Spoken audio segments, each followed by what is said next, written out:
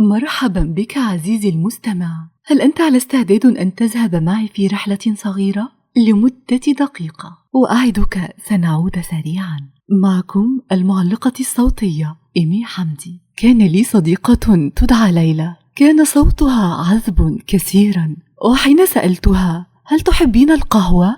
فقالت أنا والقهوة ما نفترق، معايا في كل زمان وكل مكان، بتسليني بطلعاتي وبتساعدني أخلص مهامي وأعطي من قلبي في كل شغلاتي، فالقهوة صديقتي المفضلة. والآن عزيزي المستمع ننتقل إلى الرد الآلي. إذا كنت من عشاق القهوة اضغط رقم 1، وإذا كنت من محبي النسكافيه اضغط رقم 2، أما إذا كنت من عشاق الشاي بالنعناع اضغط رقم 3، فأنت من الآن صديقي المفضل، مع العلم أن هذه المكالمة قد تكون مسجلة. حياتي أنا اللي بختار أعيشها إزاي، والنهاردة